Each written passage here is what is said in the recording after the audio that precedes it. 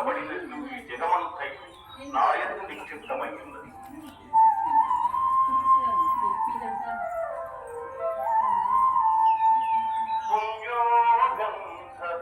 పృథివ్యాంచ తేజశ్చాస్మి విభావసు జీవనం సర్వభూతేషు తపశ్చాస్మి తపస్విషు.